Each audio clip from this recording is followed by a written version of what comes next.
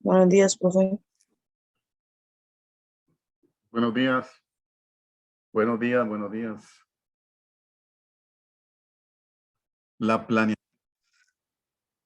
planeación y el presupuesto maestro. En este tema de la planeación, nosotros vamos a hablar así, en resumen, ¿verdad? Resumiendo lo que vamos a tocar, vamos a hablar del modelo de planeación estratégica un poco y hablar del papel que desempeñan los presupuestos. Vamos a definir más adelante qué es un presupuesto y también vamos a explicar los componentes del presupuesto.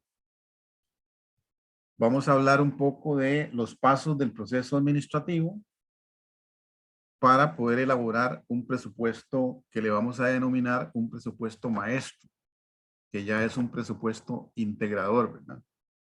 Es un presupuesto que integra, digamos, todos los departamentos de la empresa.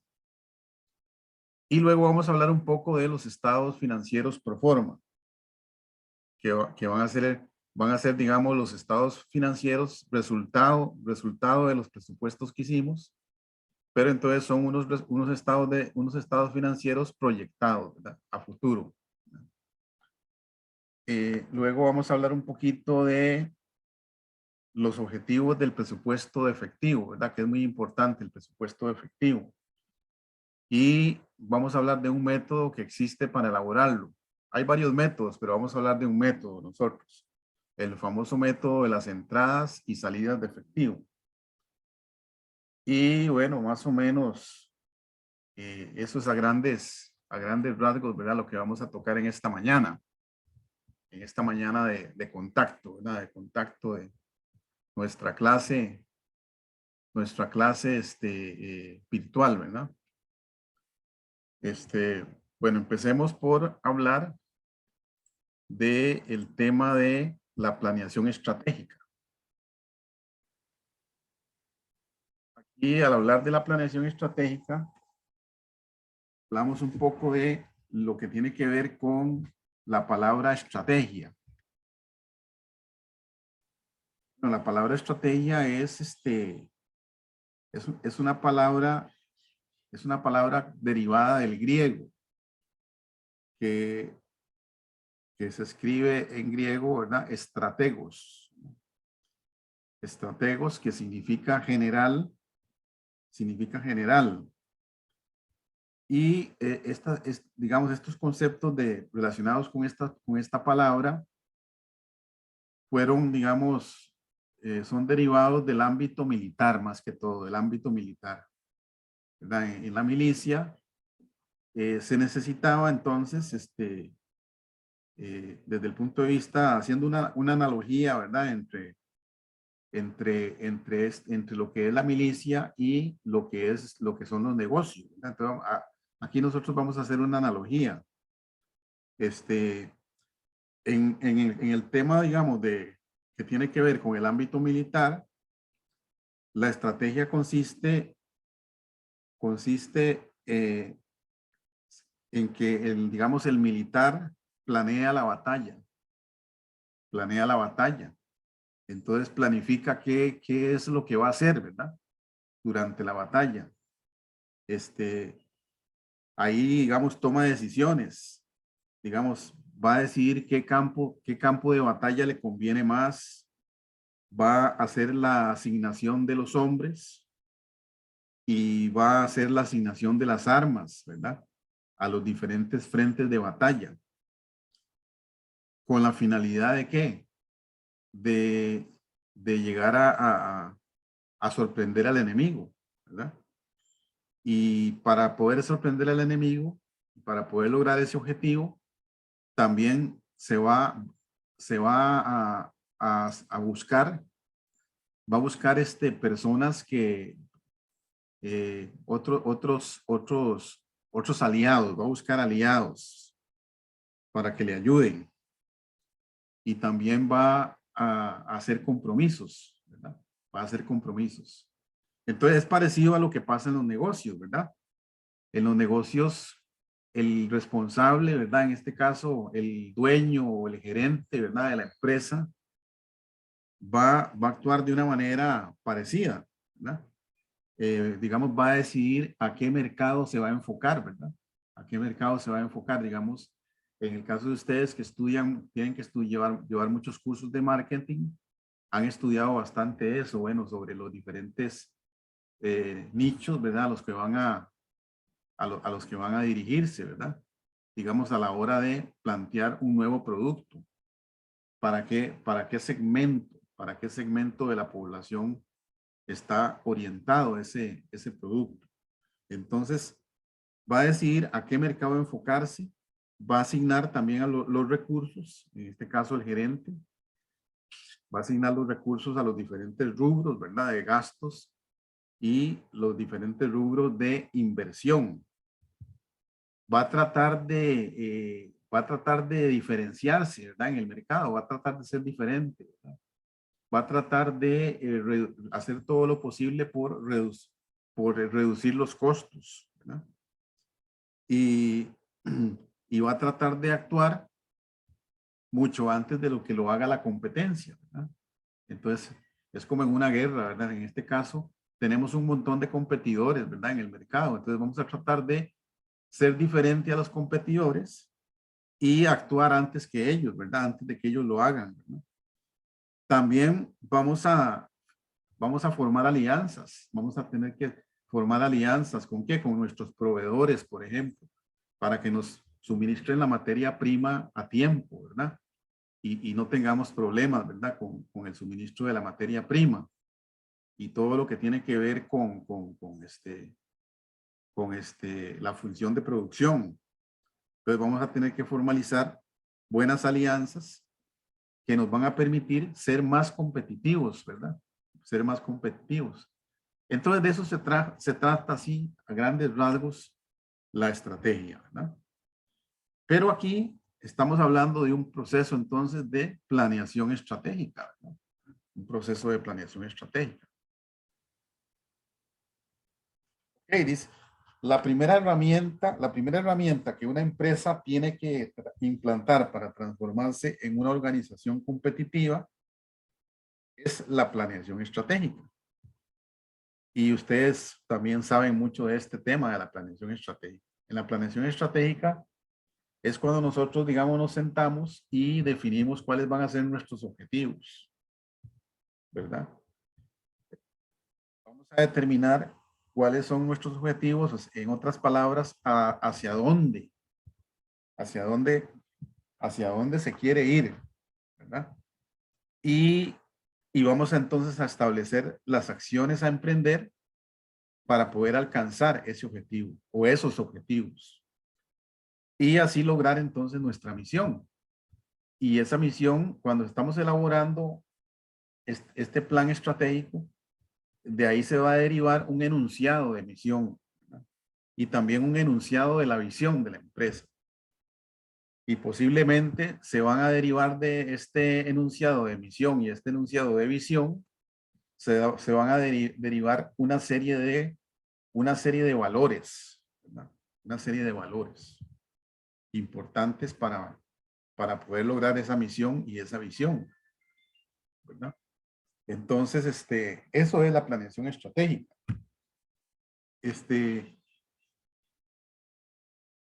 una herramienta, digamos, principal, ¿verdad? Es una herramienta principal para la empresa, para poder entonces determinar, como dijimos, claramente cuál es el objetivo de la empresa y todas las acciones, ¿verdad?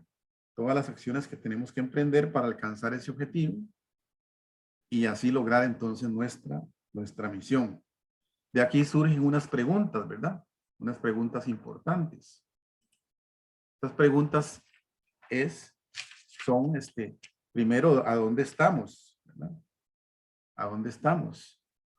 Otra pregunta es, ¿dónde queremos ir? ¿Verdad? ¿Dónde queremos ir? Y Y entonces, desde el punto donde nosotros estamos hacia el punto hacia donde queremos ir, tenemos que buscar los caminos para llegar a ese lugar deseado. O sea, ahí surge la pregunta, entonces, ¿cómo se logra ese cambio? Y ahí entonces vamos a establecer cuáles son los caminos que tenemos que tomar para poder llegar hacia donde queremos ir, ¿verdad? Hacia donde queremos ir. Entonces, el dónde estamos tiene que ver con la identificación del negocio, ¿verdad? Con el análisis de la industria, ¿verdad? Donde estamos. Tiene que ver con la identificación de los factores básicos de la competencia. Tenemos que analizar a nuestros contrincantes, ¿verdad? Tenemos que analizarlos para ver por dónde podemos irnos, ¿verdad? Para ganarles. Y también tenemos que hacer una identificación de nuestras fuerzas y debilidades. Eso lo hacemos mediante el análisis de, que le llamamos el análisis FODA o el análisis DOFA, ¿verdad? Que es lo mismo. ¿Cuáles son nuestras fortalezas y nuestras oportunidades? ¿Cuáles son nuestras debilidades y cuáles son nuestras amenazas? ¿Verdad? El análisis famoso FODA, ¿verdad? Que ustedes lo han hecho varias veces, me imagino, en los cursos de marketing. En cuanto a cómo se logra ese cambio, bueno, tenemos que entonces definir cuál va a ser la dirección estratégica. Y vamos a definir también los planes de acción. ¿Hacia dónde queremos ir? Ahí tenemos que definir entonces nuestra misión y también la visión, ¿verdad? Y asimismo vamos a definir cuáles van a ser los valores derivados, ¿verdad? Los valores derivados. Entonces, este es el resumen de lo que es la planeación estratégica, ¿verdad? Basado en estas 3 preguntas. Cada organización debe tener un propósito, eso es lo importante. Cada organización debe tener un propósito y ese propósito es importante que todos los integrantes de la empresa lo entiendan, ¿verdad? Desde el más alto funcionario, por decirlo de alguna manera, ¿verdad? En la jerarquía, ¿verdad? El más alto funcionario, hasta digamos, el más bajo peldaño, digamos, de la organización. El funcionario más sencillo. La idea es que en la planeación, la estrategia de la empresa la pueda comprender todo el personal de la empresa.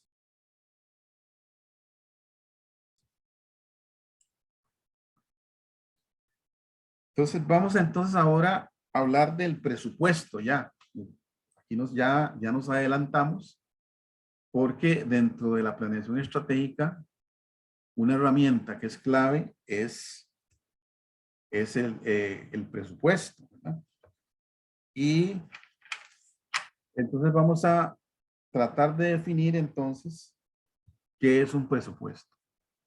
Dice aquí, bueno, en esta definición dice, es un plan integrador y coordinador que se expresa en términos financieros respecto a las operaciones y recursos que forman parte de una empresa para un periodo determinado, con el fin de lograr los objetivos fijados por la alta gerencia. Entonces aquí en esta definición vemos primero, aquí lo que hacemos es segmentarla, ¿verdad? Para cortarla en pedacitos, para explicar, digamos, paso por paso, ¿verdad? Para obtener una mejor comprensión de esta definición. Bueno, primero dice que es un plan, ¿verdad? ¿Qué es un plan? ¿Qué es un plan? Bueno, un plan lo que expresa es lo que la administración quiere o desea realizar, ¿verdad? O lo que tratará de realizar, ¿verdad? Porque no siempre, ¿verdad? Todo sale a la perfección, ¿verdad? Vamos a tratar de realizar esto, de llevar a cabo esto. Vamos a hacer un esfuerzo por llevarlo a cabo, por cumplir, ¿verdad? Con este plan. De tal manera que ese plan nos va a permitir lograr un cambio, ¿verdad? Lograr una mejora, o sea, un cambio ascendente, ¿verdad? Un cambio hacia el progreso, ¿verdad? Y ese cambio lo vamos a lograr en un determinado lapso de tiempo, ¿verdad? Porque, ok, estamos orientados hacia el futuro, pero tampoco el futuro debe ser algo muy extenso, ¿verdad? Como que estamos pensando en un plazo demasiado largo, ¿verdad? Entonces vamos a pensar, bueno, cuando hablamos de un presupuesto, estamos pensando en lo que vamos a lograr dentro de un año, ¿verdad? Dentro del próximo año, ¿verdad? Las metas y los objetivos que queremos lograr. Ahora dice también que es un plan que integrador. ¿Por qué? ¿Por qué es un plan integrador? Bueno, porque va a tomar en cuenta a todas las áreas de la empresa, todas las áreas y todas las actividades, ¿verdad? Que conforman la empresa, ¿verdad? Entonces, va a ser integrador porque va a ser visto como un todo, ¿verdad? Es un plan que va a abarcar a todo, ¿verdad? A todos los departamentos y que va a estar dirigido a todas las áreas, ¿verdad? A todas las áreas de la empresa. De forma tal que podamos lograr alcanzar ese objetivo deseado, ¿verdad? Pero en una forma global, porque de nada vale que solamente el departamento de mercadeo logre sus objetivos, pero los demás departamentos no lograron nada. Entonces, lo que queremos es que todas las áreas puedan cumplir con sus objetivos y puedan lograrlos. Por eso es que hablamos de que es un plan integrador, ¿verdad? Entonces, para lograr ese plan integrador, vamos a conocer ahorita una herramienta que le vamos a denominar el presupuesto maestro. El presupuesto maestro lo que hace es que integra diferentes tipos de presupuestos. Ahora los vamos a ver. Y entonces, al integrar estos diferentes tipos de presupuesto, logra integrar las diferentes partes importantes de la empresa, ¿no? Entonces, también dice que es un plan coordinador, un plan integrador y un plan coordinador. ¿Por qué? Porque eso significa que los planes que se elaboran deben de estar elaborados de una manera conjunta, valga la redundancia, de una manera conjunta. Va a ser el resultado de muchos, no de un solo departamento. Entonces, eso nos va a servir para que haya armonía, eh, entre los diferentes planes que se hacen para cada departamento, ¿verdad? Tiene que haber una armonía. Entonces, por ejemplo, si hacemos el presupuesto de requisición de materia prima, por ejemplo, primero tenemos que ser armónicos. Tenemos que ser armónicos y entonces ver cuáles son los requerimientos reales de materia prima que necesitamos. Y tenemos que ver, entonces, tenemos que coordinar con los departamentos de la ingeniería de la producción para saber qué cantidades vamos a necesitar de la materia prima. Entonces, tiene que haber una coordinación y por eso el presupuesto tiene que ser un plan coordinador. Ahora bien, dice que también expresado en términos financieros. Claro, es importante que todo presupuesto esté expresado en una moneda, en términos monetarios, ¿verdad? Ya sea dólares, colones, libras, la moneda de que se trate, ¿verdad? Entonces tiene que estar expresado en términos financieros, en una unidad monetaria. Y tiene que servir, por lo tanto, como un medio de comunicación, ¿verdad? Como un medio de comunicación. Entonces, por ejemplo, volviendo al presupuesto de materia prima, bueno, tenemos que expresarlo por medio de toneladas o kilogramos, ¿verdad? De la materia prima que vamos a necesitar, o litros, ¿verdad? Litros, digamos, si vamos a necesitar aceite, un tipo de aceite, un tipo de lubricante, ¿verdad? Entonces, tenemos que expresarlo entonces en términos, ¿verdad? En términos, en kilogramos o toneladas, y luego ¿qué?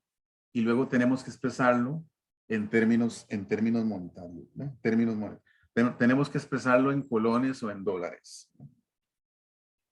Igual el presupuesto de mano de obra, por ejemplo. Un presupuesto como el de mano de obra, primero tenemos que expresarlo como horas hombre, por ejemplo, en horas hombre. Y luego de expresarlo en horas hombre, tenemos que expresarlo también en términos monetarios, en pesos. También dice dice la definición respecto de las operaciones. Respecto de las operaciones, ¿verdad? Aquí, en cuanto a las operaciones, aquí lo importante es decir que el presupuesto debe determinar tanto los ingresos en una forma clara, los ingresos que van a haber, así como los gastos que se van a producir, ¿verdad? Y esto debe elaborarse en la forma más detallada posible. Entonces, por ejemplo, a la hora en cuanto al tema de la producción, entonces tenemos que expresar bien claramente, por ejemplo, cuáles van a ser nuestros costos, por ejemplo, de la mano de obra directa. Cuáles van a ser nuestros costos de los materiales directos. Tenemos que expresar también en forma monetaria y clara cuáles van a ser los rubros de costos indirectos de fabricación.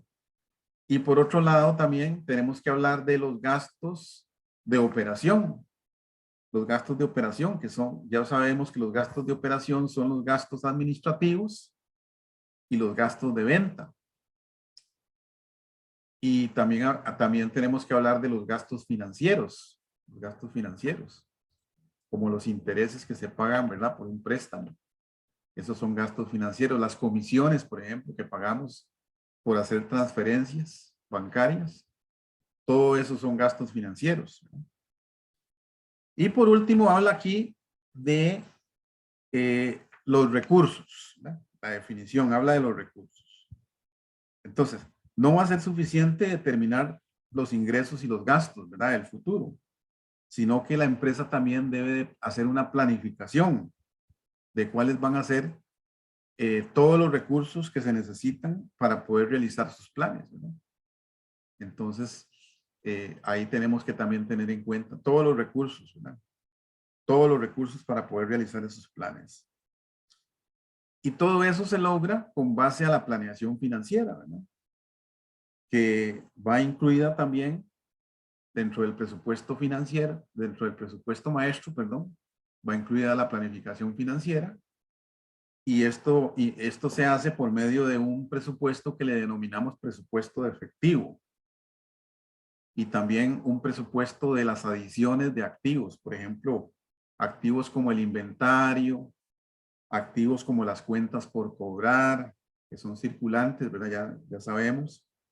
Y todo lo que tiene que ver con la adquisición de propiedad, planta y equipo, ¿verdad? Que son los activos fijos, maquinaria, vehículos, camiones de reparto, ¿qué más? Edificios, terrenos, etcétera, ¿verdad? Todo lo que tiene que ver con propiedad, planta y equipo, ¿verdad? Entonces, en resumen, todo esto va a estar cuantificado a final de cuentas en términos monetarios, ¿verdad? En términos monetarios. Ok, entonces ya explicamos paso a paso, ¿verdad? Los conceptos de qué es un presupuesto.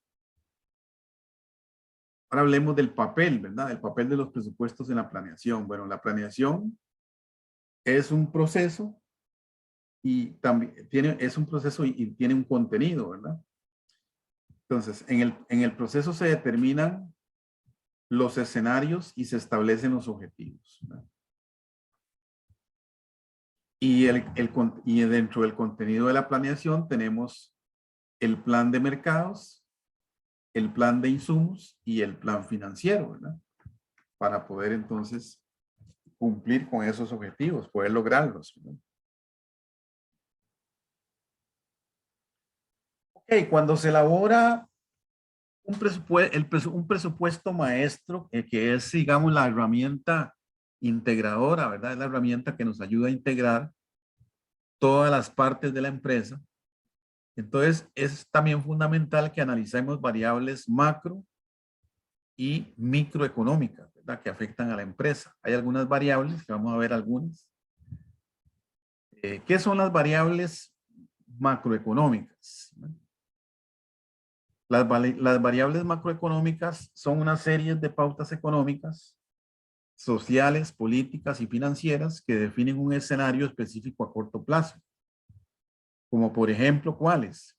El crecimiento del Producto Interno Bruto, la inflación, el cambio en la moneda, ¿verdad?, los tipos de cambio, las estrategias de financiamiento, etcétera, ¿verdad?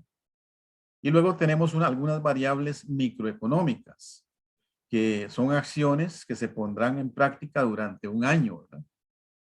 Entonces, aquí hablamos de un corto plazo, ¿verdad?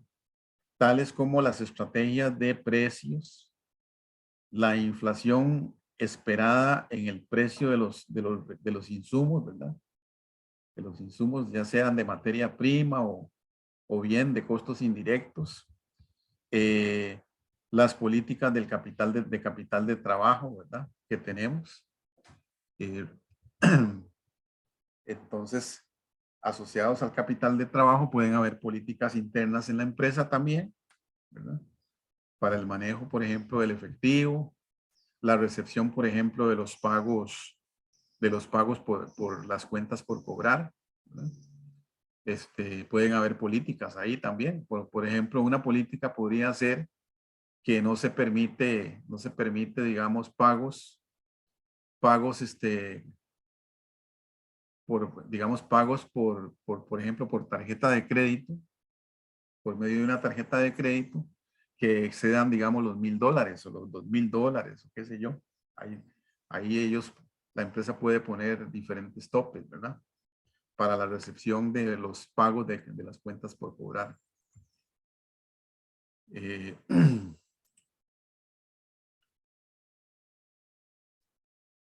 Hablemos ahora de los indicadores que se deben de presupuestar, que es muy importante. ¿Qué indicadores se deben de presupuestar? Bueno, en la actualidad muchas empresas establecen metas concretas que les permiten mantener su competitividad y deben de ser monitoreadas constantemente. Entonces nosotros necesitamos estar monitoreando, ¿verdad? ¿Cuáles podrían ser esos indicadores? Bueno, los ingresos, la utilidad, digamos, de operación, los activos promedio de operación, el margen de ventas, el tema de la rotación de inventarios, la tasa de rendimiento sobre la inversión, el valor económico agregado, las inversiones, por ejemplo, aprobadas, las inversiones que se aprobaron, el flujo de efectivo, por ejemplo, de las operaciones, los compromisos que se hacen, por ejemplo, con los bancos acreedores, los compromisos. Otro indicador podrían ser las principales estrategias que se plantearon para el año. Las oportunidades y amenazas para la empresa, ¿verdad? Algunos programas específicos para el año, etcétera, etcétera. Pueden haber muchos más, ¿verdad? Pero ahí tenemos entonces algunos ejemplos de indicadores que deben de ser monitoreados, ¿verdad?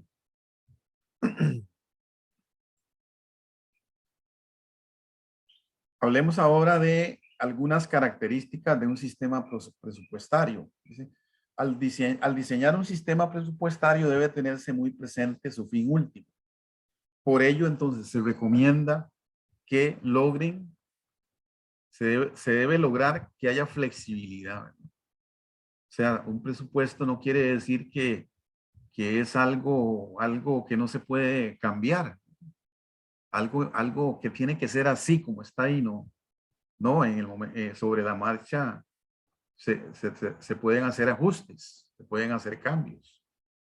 Entonces, inclusive, bueno, lo que estaba planeado darse por medio de una partida, como en el caso del sector público, se había determinado una partida específica para proveer, ¿verdad?, los recursos para cumplir una determinada meta, se pueden trasladar a otra partida, ¿verdad?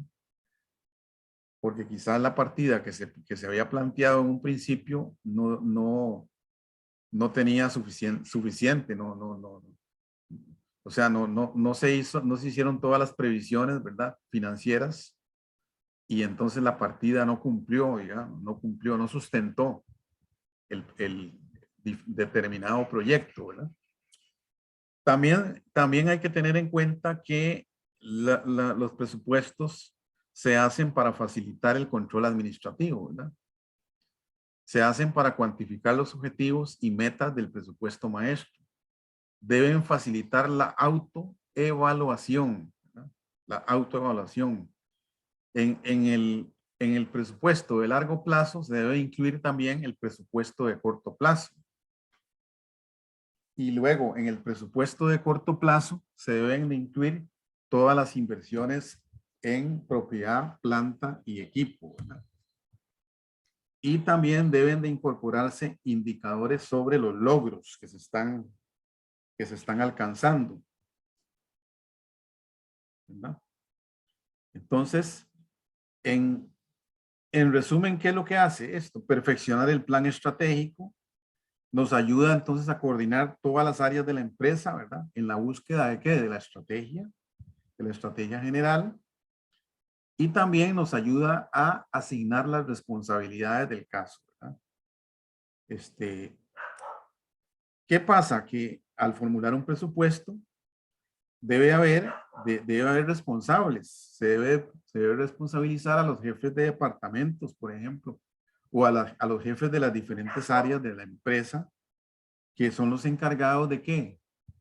De estar vigilando, ¿verdad? De vigilar que todo, que no vigilando a los empleados, ¿verdad? No tanto eso, sino vigilando que el presupuesto se pueda cumplir, ¿verdad?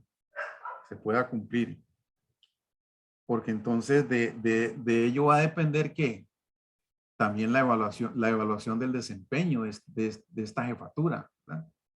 A nosotros los que hemos sido jefes en algún momento, tenemos encima, ¿verdad? Tenemos encima a los jefes más altos, ¿verdad? Que nos están presionando constantemente, ¿verdad?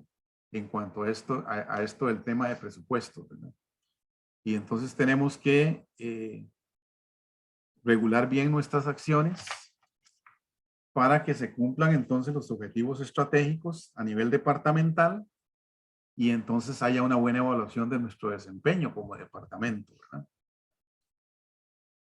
Si no, entonces vamos a ser muy mal calificados, ¿verdad? Y eso nos puede traer muchos problemas. Ok, a la hora de elaborar un presupuesto, también podemos fundamentarnos en un enfoque contable, que son los estados financieros, o también un enfoque administrativo, que son los estados financieros proyectados, ¿verdad? Nosotros acá nos vamos a enfocar en un enfoque administrativo más que todo, porque vamos a tratar de hacer unos estados financieros proyectados. Bueno, ustedes en el trabajo que ustedes van a hacer de investigación, ustedes tienen que hacer una proyección, ¿verdad? Un proyecto de ingresos y gastos, ¿verdad? Y costos de producción posiblemente, costos de producción, gastos luego de gastos de operación, que son los administrativos y de ventas. Y entonces con base a eso se tienen que plantear un proyecto y de esos datos, ¿verdad? Expresados en términos monetarios, van entonces a llevar a cabo entonces los estados financieros proyectados. ¿Cuáles son los estados financieros principales? Digámoslo así. El estado de resultados, luego viene el estado de cambios en el patrimonio, o también denominado el estado de utilidades retenidas, ¿verdad? También es lo mismo. el estado de utilidades retenidas y por último el estado o balance de situación, ¿verdad? El balance de situación. Entonces esos básicamente van a ser los 3 estados que ustedes van a tener que proyectar en el trabajo que tienen que hacer de investigación, ¿verdad? En donde lo que se quiere es que, según tengo entendido, ustedes hagan, proyecten un emprendimiento propio, ¿verdad? Un emprendimiento propio. Entonces, eso se los digo para que vayan, ¿verdad? Vayan recordando eso, ¿verdad? No se olviden de ese tema.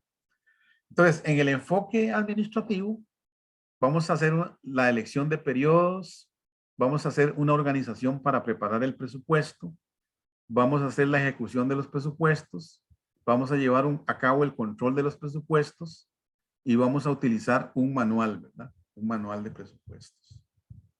Esto teóricamente, ¿verdad? Teóricamente. Algunas ventajas de utilizar presupuestos. Las ventajas. Recuerden que todo tiene sus ventajas. Todo tiene sus ventajas y todo tiene sus desventajas, ¿verdad? Entonces, ¿cuáles podrían ser algunas ventajas? Bueno, aquí están. Dice que permite definir adecuadamente los objetivos de la empresa, ¿verdad? En otras palabras, motiva a la alta gerencia para que defina en forma adecuada cuáles van a ser esos objetivos, y esos objetivos tienen que ser los objetivos básicos, ¿verdad? Los objetivos básicos de la entidad o de la empresa. También propicia que se defina una estructura adecuada mediante la determinación de la responsabilidad y la autoridad de cada una de las partes que integran la organización, ¿verdad? Muy importante. Fomenta también una motivación adecuada, y esta motivación se incrementa, ¿verdad? Se incrementa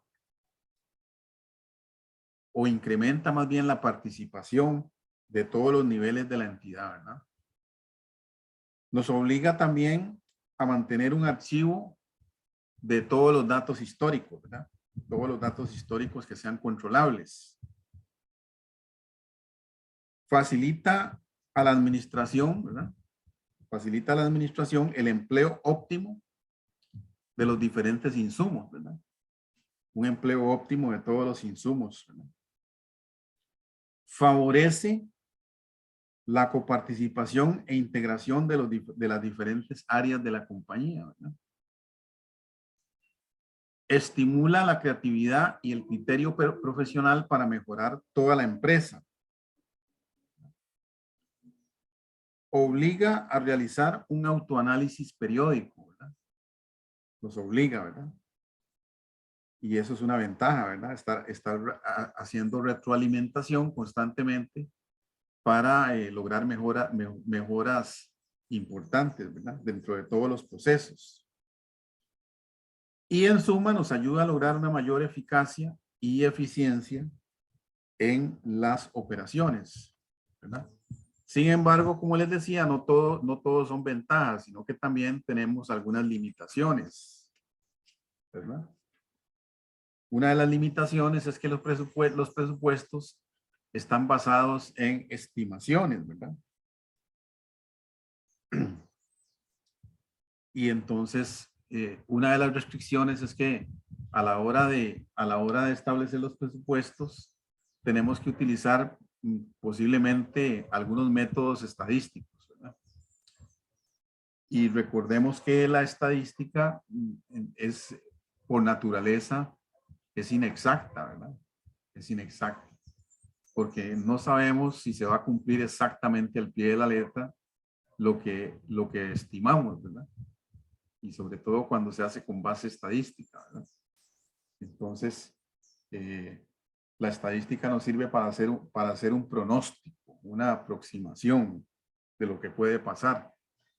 Digamos, vamos a, por ejemplo, a calcular cuál va a ser nuestro nivel de ventas del año entrante, basado en el comportamiento de las ventas de los últimos años. Entonces, basándonos en ese comportamiento, en los altos y bajos que tuvieron las ventas de los últimos 3 años, entonces vamos a hacer un pronóstico de cuáles pueden ser las ventas mes a mes, durante cada mes del año, del año entrante, ¿verdad? Pero eso es algo que pertenece al futuro, ¿verdad? Y el futuro, ¿qué pasa con el futuro? El futuro es incierto, ¿verdad? Nadie sabía, por ejemplo, todo lo que iba a pasar en estos años, ¿verdad? Y entonces vea todo lo que ha sucedido, ¿verdad? Una pandemia,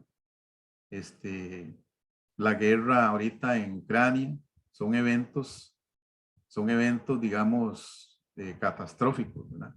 Que han provocado serios problemas en la economía a nivel internacional, ¿verdad? Y estamos ahora viendo todos los problemas, ¿verdad? Que eso ha generado. Entonces, basado en estimaciones, como les decía, está sujeto a cambios. Está sujeto a cambios y por lo tanto, ¿qué pasa? Debe ser adaptado constantemente a los cambios que son importantes, ¿verdad? ¿Qué pasa entonces? Eso significa que el presupuesto es una herramienta dinámica, ¿verdad? No es una herramienta ahí, una herramienta inestable, perdón, una herramienta, ¿cómo se dice? Permanente ahí, que no se mueve para ningún lado, ¿no? Es algo que tiene que ser adaptado constantemente a esos cambios de importancia y entonces debe adecuarse a cualquier inconveniente que surja, ¿verdad? Ya que digamos entonces el presupuesto de otra manera no tendría sentido entonces hacer un presupuesto, ¿verdad? Sino que el presupuesto viene siendo una herramienta que tiene que ser dinámica, ¿verdad? Su ejecución, dicen, no es automática, sino que es el resultado de muchos, ¿no? Es el resultado de muchos. Es necesario entonces que en la organización se comprenda la utilidad de esta herramienta, ¿verdad? De tal manera que todos estemos convencidos, ¿verdad? De que somos los primeros beneficiados por el empleo de somos los primeros en beneficiarnos por el empleo de esta herramienta, ¿verdad? Si no, entonces todos los esfuerzos que hagamos van a ser infructuosos, ¿verdad? Van a ser infructuosos. La otra limitación de los presupuestos es que no deben de sustituir a la administración, ¿verdad? No deben de sustituirla. ¿Qué pasa con esto? Uno de los problemas más graves, ¿verdad?, que provocan el fracaso de las herramientas de tipo administrativo es que por sí solas, se cree que por sí solas pueden llevar al éxito. Y nada más alejado de esto, ¿verdad? Siempre tiene que haber, tienen que estar ustedes ahí, ¿verdad? Tienen que estar los gerentes, ¿verdad? Tienen que estar ustedes, los futuros gerentes, ¿no?, de las empresas.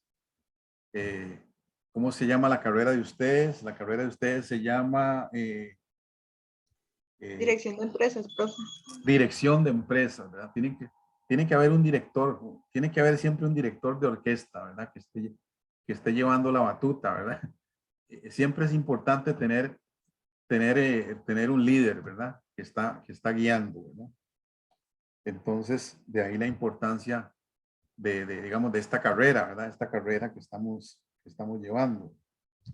Entonces, hay que recordar que entonces el presupuesto es una herramienta que sirve a la administración para lograr entonces su objetivo, ¿no?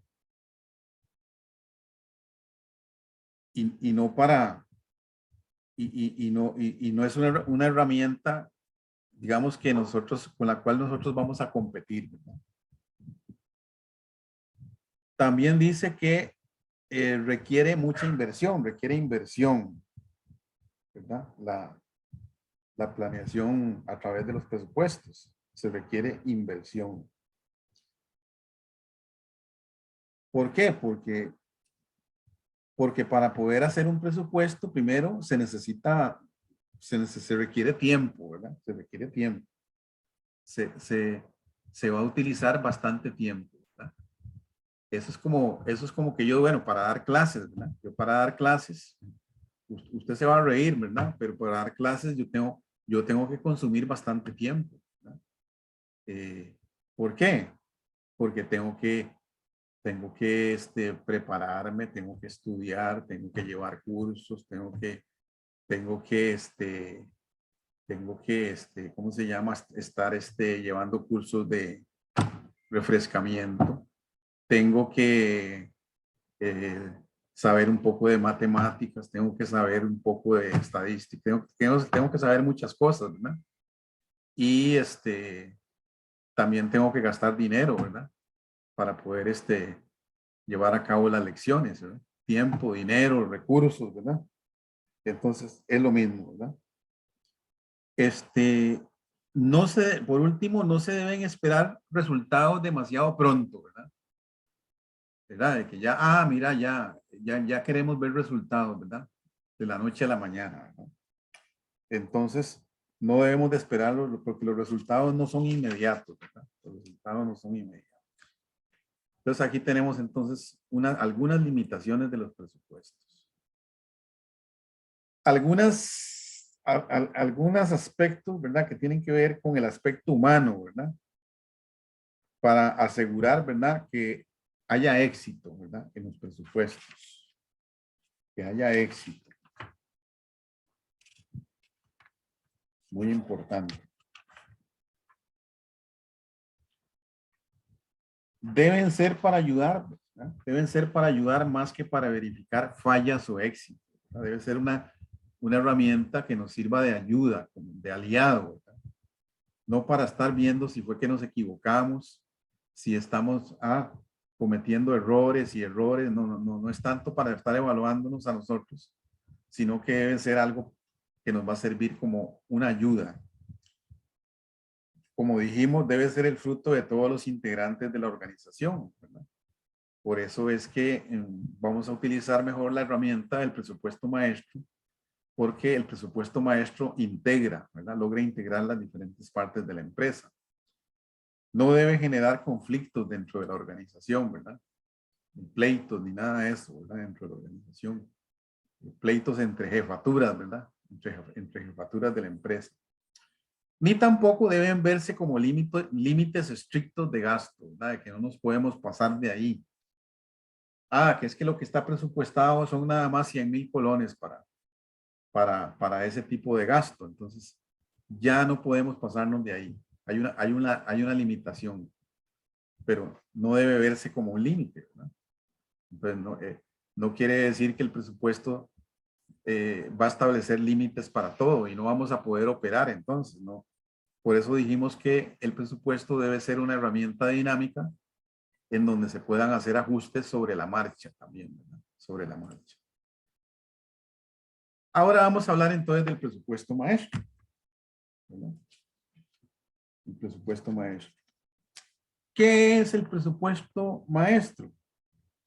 Bueno, es un conjunto, ¿verdad? Un conjunto de presupuestos. Un conjunto de presupuestos que intentan, por un lado, determinar la utilidad o pérdida que se espera tener en el futuro, ¿verdad? Y por otro lado, formular estados financieros presupuestados que van a permitir a los administradores tomar decisiones.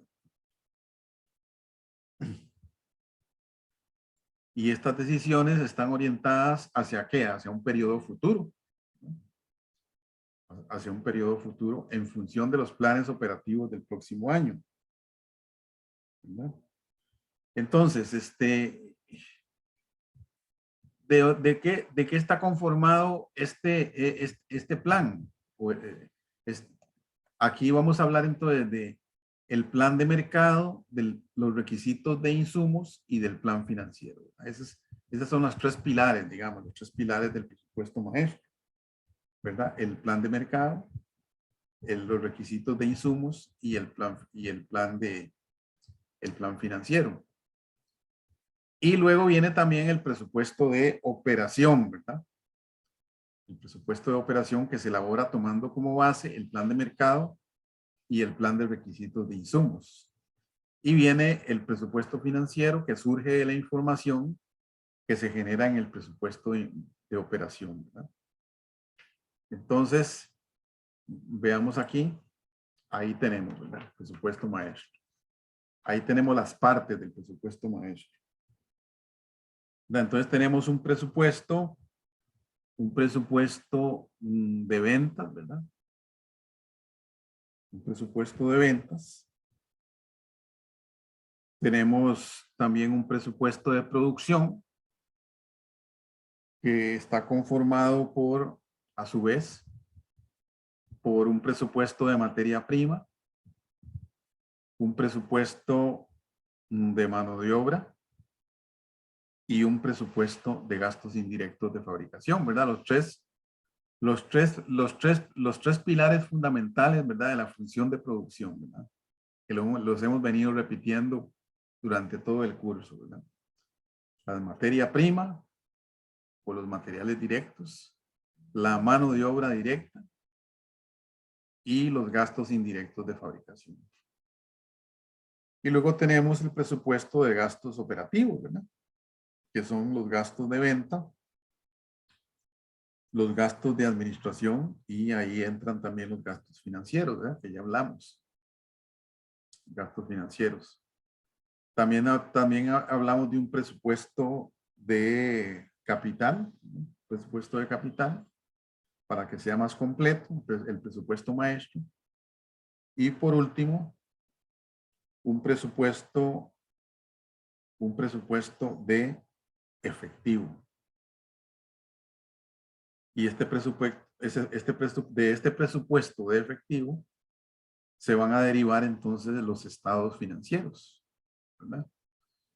Posiblemente nosotros en la próxima lección vamos a tratar de explicar ya paso a paso a través de lo que llamamos diferentes cédulas de presupuesto maestro. Vamos a tratar de elaborar un presupuesto maestro, ¿verdad? Entonces, yo lo que voy a hacer es que se los voy a mandar por anticipado. Hay un trabajito que hizo doña Anabel León. Un trabajito, un folletico que hizo ella, en donde ella ahí establece los pasos a seguir para poder elaborar un presupuesto maestro. Y pone un ejemplo ahí, un ejemplo con una empresa. Entonces, con esa misma empresa que ella trabajó ahí, nosotros vamos a elaborar entonces un presupuesto maestro ya con todas las cédulas, ¿verdad? Son aproximadamente como nueve cédulas. Las cédulas vienen siendo como simplemente diferentes cuadros, ¿verdad? Diferentes cuadros en donde elaboramos los diferentes presupuestos. Ya lo vamos a ver seguro en la próxima lección. Ya eso ya requiere, como eso requiere mucho tiempo, bueno, cierta cantidad de tiempo, entonces lo vamos a dejar para la próxima lección, porque seguro nos va a llevar toda la lección poder elaborar todo el presupuesto, para que ustedes tengan ya una noción más clara de cómo se elabora y entonces puedan hacer la proyección del trabajo que ustedes van a hacer, ¿verdad? La proyección del trabajo que ustedes van a hacer. El trabajo final, ¿verdad? Ese trabajo final es muy importante, ¿verdad? Y ese trabajo lo van a hacer en grupo, ¿verdad? Ustedes, en los grupos que ya ustedes tienen definidos. Y entonces, la otra semana, entonces seguramente vamos a ver todos los detalles de cómo se elabora, ¿verdad? Un presupuesto maestro ya con las cédulas.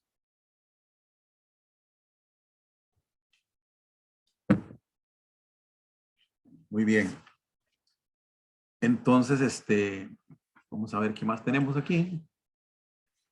Ok, la administración del flujo de efectivo, ¿verdad? Dijimos que dentro de los presupuestos, dentro de los presupuestos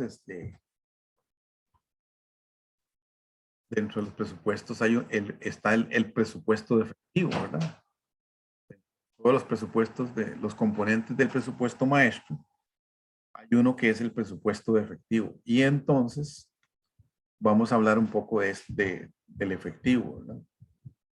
Y de una herramienta que le denominamos presupuesto efectivo.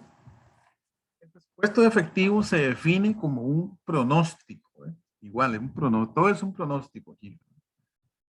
De las entradas y salidas de efectivo. Aquí un pronóstico, por ejemplo, nosotros decimos, bueno, vemos que como hay nubes negras, ¿verdad? Como hay nubes negras, posiblemente creemos que va a llover en la tarde, ¿verdad?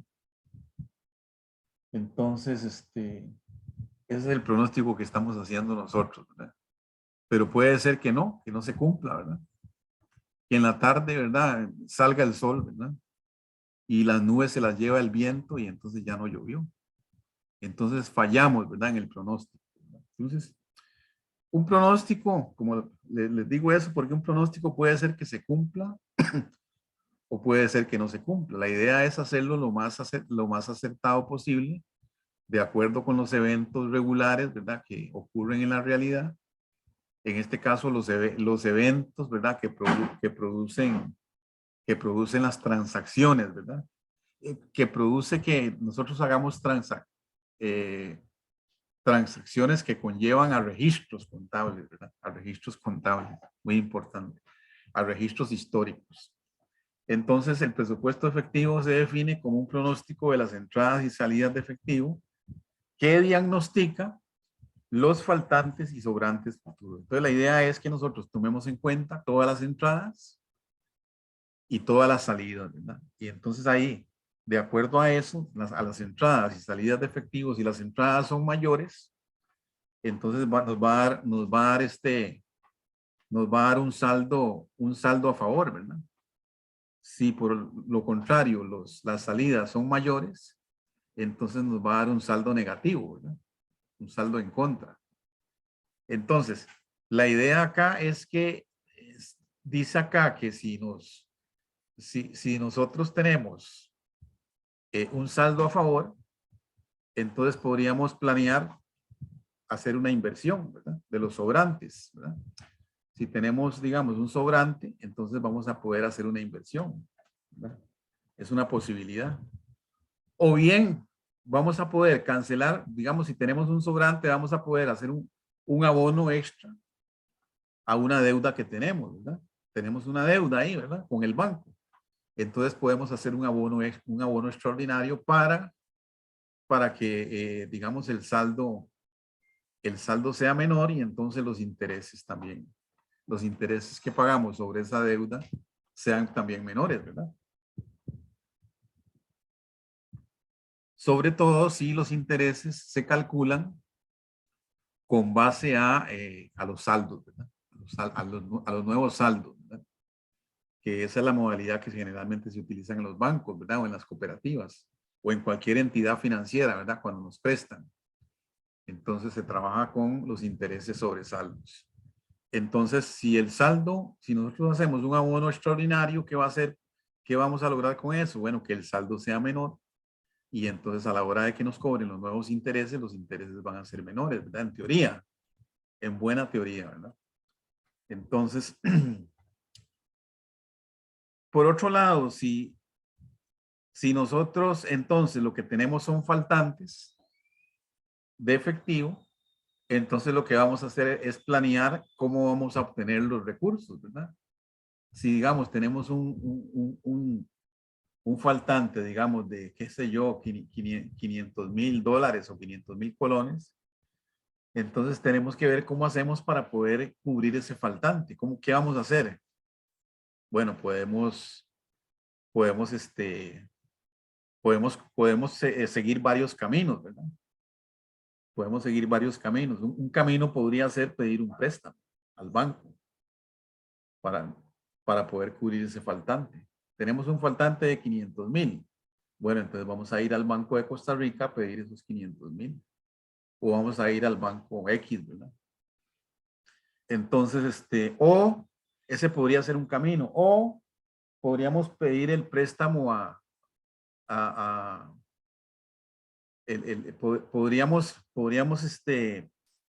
podríamos acudir a la emisión de acciones, ¿verdad? a la venta de acciones de capital para poder entonces cubrir ese faltante de efectivo. Entonces vendemos una X cantidad de acciones para poder cubrir esos 500,000 colones que nos hicieron falta. ¿Verdad? Y entonces esa es una manera de hacerse efectivo. También podríamos ¿emitir qué? Emitir títulos, lo que llamamos títulos de deuda, ¿verdad? Eso ustedes también lo conocen un poco. Y entonces que vendemos bonos, ¿verdad? La empresa empieza a vender bonos, que es lo que hacen muchas empresas para poder hacerse efectivo. Entonces venden unos bonos, pero recordando que esos bonos, digamos, tienen un pago de intereses que nosotros tenemos que estar cubriendo y tener en cuenta que al vencimiento de ese título tenemos que devolver el principal, ¿verdad? Devolver el principal del bono. Si el bono es por 300,000, por ejemplo, o es un bono por 500,000, entonces al vencimiento tenemos que devolver ese dinero, ¿verdad? La idea es que al devolverlo ya nosotros nos hayamos recuperado, ¿verdad? Nos hayamos recuperado internamente por ese faltante que habíamos tenido. Ok, algunos objetivos importantes del presupuesto de efectivo. Bueno, diagnosticar cuál será el comportamiento del flujo de efectivo en el tiempo, uno o varios periodos. Vamos a hacer algo. Como ya son las 10:12, vamos a hacer una pausa, ¿les parece? Porque es un poco cansado también para ustedes. Está bien, profe. Sí. Una manera sencilla, entonces les decía, de elaborar el presupuesto de efectivo es a través del método denominado entradas y salidas de efectivo. ¿En qué consiste este método? Consiste en realizar una investigación cuidadosa, ¿verdad?, de las diferentes transacciones que provocarán tanto entradas como salidas de efectivo y tratar de distinguir las que son normales de las que no lo son, ¿verdad? Ahora vamos a verlo. O sea, hay unas que nosotros vamos a ver como normales y otras que no lo son. Dentro de tanto de las entradas como de las salidas, ¿no? Una vez que se determina el total de salidas, se compara con el total de entradas, lo cual nos permite determinar los saldos de caja. Entonces, el saldo puede ser positivo cuando las entradas son mayores, han sido mayores, o el saldo puede ser negativo cuando las entradas fueron menores, ¿verdad? Y las salidas fueron mayores. Entonces, el saldo nos va a dar negativo, ¿verdad? Entonces, veamos aquí el esqueleto, ¿verdad? Vamos a ver el esqueleto. Ahí está el esqueleto, ¿verdad? O el ¿qué? ¿Cómo se dice? El esquema, ¿verdad?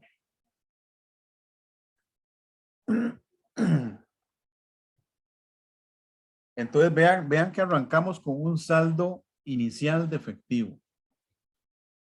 A veces las empresas arrancan con un saldo inicial, ¿verdad? Normalmente.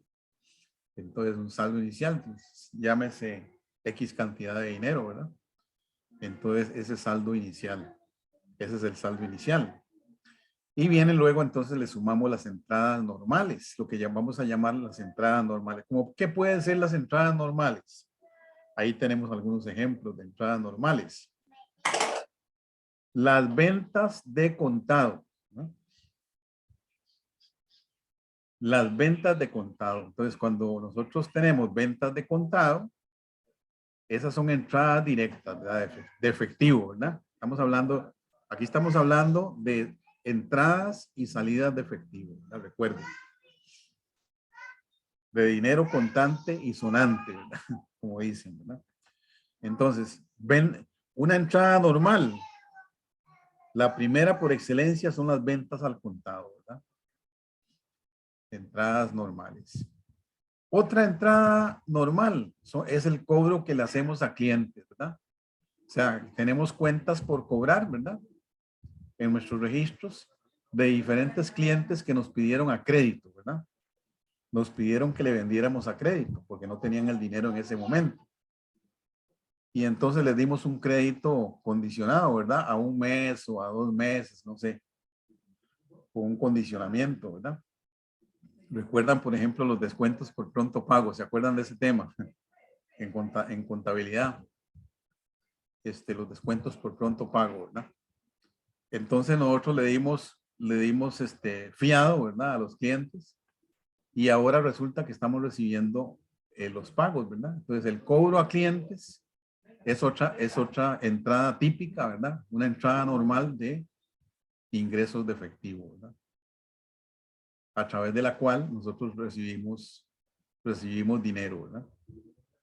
A través de esos cobros, ¿verdad? Hay empresas que están muy bien equipadas y entonces tienen cobradores, ¿verdad?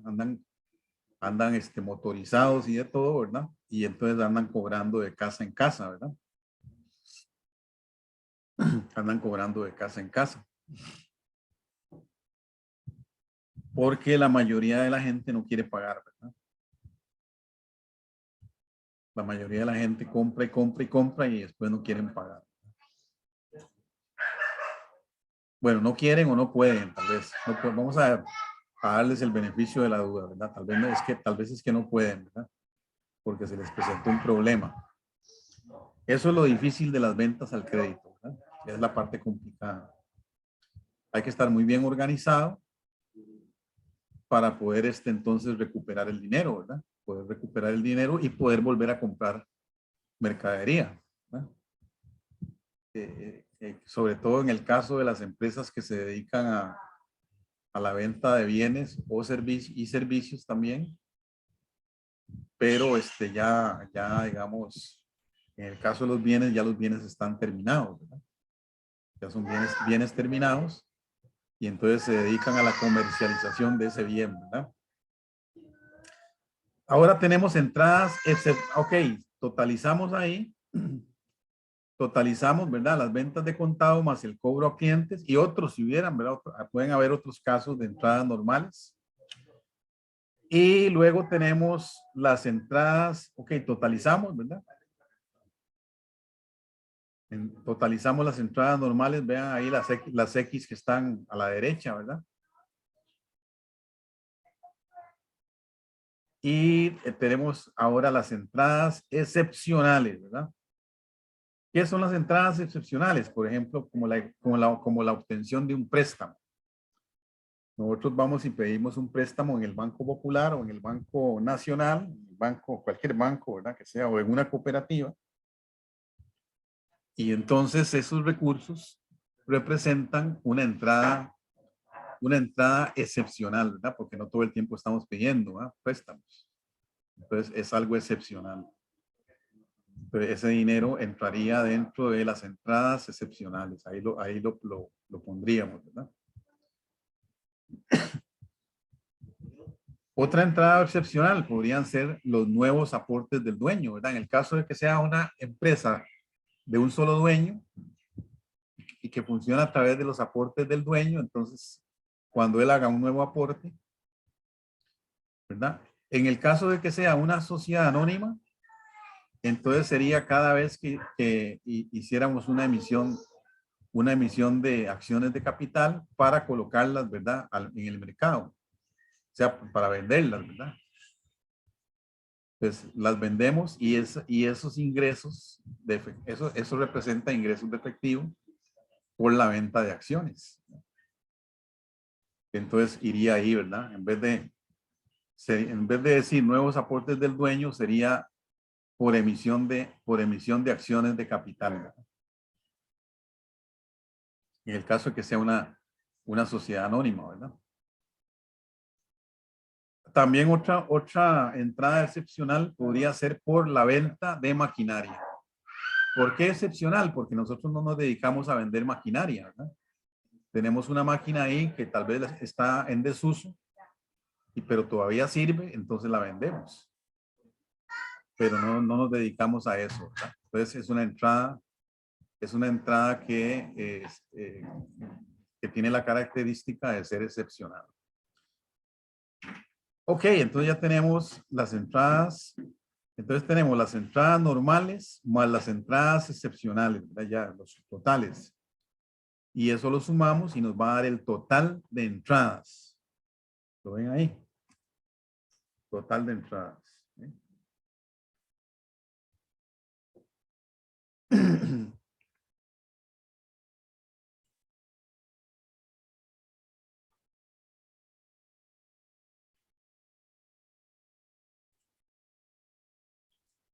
Aquí tenemos, entonces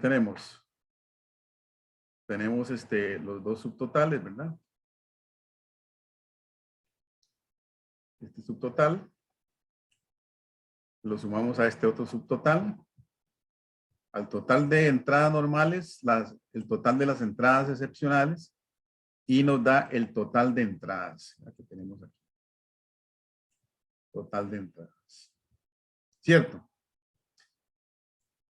Sí, profe. Y ahora vienen las salidas. También tenemos esos dos grupos, salidas normales y salidas excepcionales. Salidas normales, por ejemplo, una salida por excelencia normal es el pago a los proveedores, ¿verdad? Cuando nosotros pagamos a nuestros proveedores, ahí tenemos salidas de efectivo, ¿verdad? Y esas son normales. Son normales porque se están dando todo el tiempo, ¿verdad? Ya sea nuestros proveedores de materia prima o bien si estamos comercializando, como por ejemplo tenemos una pulpería o un almacén o un abastecedor, lo que sea, entonces estamos constantemente pagándole en efectivo a los proveedores, ¿verdad? También otra salida normal es el pago de nómina, de la nómina, ¿verdad? La nómina es el pago a a los asalariados, ¿verdad? Dentro de la empresa. Todos los salarios, ¿verdad? Otra salida normal son los impuestos, ¿verdad? El pago de los impuestos. Algunos gastos también, algunos gastos operativos, ¿verdad? Algunos gastos operativos dentro de la empresa, gastos de ventas y gastos administrativos. Gastos administrativos como el pago de teléfono, el pago del internet, el pago de la electricidad, de las oficinas, el pago, digamos, del agua, servicio de agua, etcétera, ¿verdad?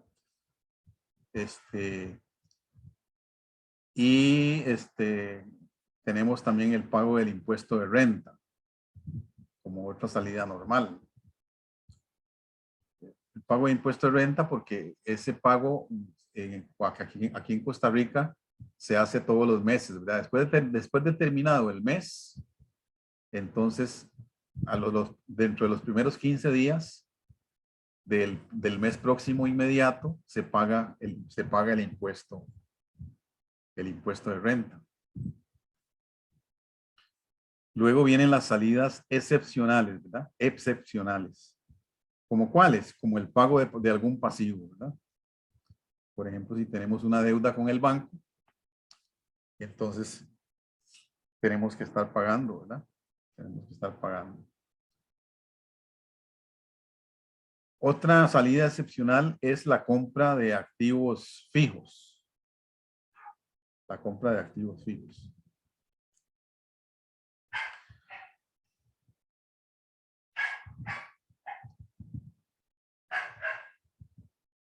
Ok, con la que dije de pago de pasivo, el ejemplo que puse en realidad no es el correcto, porque si yo estoy pagando, si ya yo tengo un pago habitual que tengo que hacer todos los meses, entonces esa sería más bien, ese pago de ese pasivo sería más bien una salida normal, ¿verdad? Porque es de todos los meses.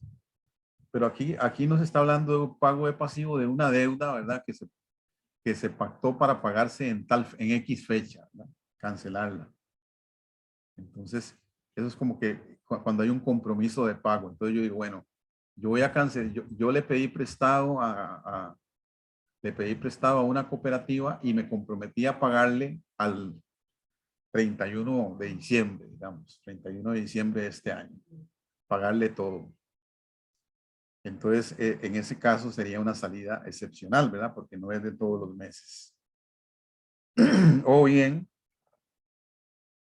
Por ejemplo, otro caso puede ser el pago de una cuota que se hace una vez al año. Entonces, por ejemplo, en marzo nos toca pagar esa cuota. Entonces, esa cuota es una cuota anual, pero se paga en marzo. Entonces, esa salida va a ser excepcional, ¿verdad? Porque se pagó nada más una vez al año. Pero cuando se trata de una salida que es habitual, entonces entraría dentro del rubro de las salidas normales, ¿verdad? Profe, Sí. si fuera trimestral, igual entra dentro de las normales o la coloco ahí. Si fuera trimestral, usted podría decir, bueno, entonces son digamos, está planteada para 4 veces al año, ¿verdad? 4 veces al año. Entonces usted podría, ahí habría que definir, ¿verdad? Si lo que usted está haciendo, digamos, es este reporte lo está haciendo mensual, entonces quizás no convenga entonces meterlo como una salida normal. Pero si usted este informe lo está haciendo trimestral, entonces ya usted sabe que todos los trimestres va a tener que registrar eso, va a tener que hacer ese pago. Entonces lo tendría que meter como una salida normal. Ok, está bien, profe, gracias. Entonces, ¿verdad? Ahí ya queda a criterio, ¿verdad? Ver si es la habitualidad, el tema de la habitualidad, ¿verdad? Habitualidad con H, ¿verdad? Perdón. Ya me agarró la tos. Voy a tomar un poco de agua. Bueno. Y luego tenemos otra salida excepcional que es, por ejemplo, cuando compramos un activo fijo, ¿verdad? Pues compramos una maquinaria, compramos un terreno, compramos un edificio nuevo o una planta nueva porque compramos más maquinaria, entonces necesitamos poner, o estamos comprando más cantidades de inventario, entonces necesitamos construir una bodega, ¿verdad? Entonces, la compra de los activos fijos. Y una excepcional también es el pago de los dividendos, cuando los dividendos se pagan generalmente una vez al año, normalmente, ¿verdad? Entonces, como es una vez, entonces sería excepcional. Muy bien, entonces tenemos el total de las salidas normales, ¿verdad? El subtotal, ¿verdad? El subtotal de las salidas excepcionales. Lo sumamos, ¿verdad?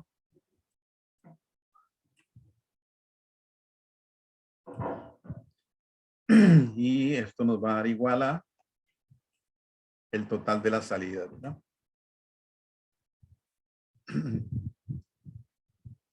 Entonces, total de entradas aquí, ¿verdad? Total de entradas.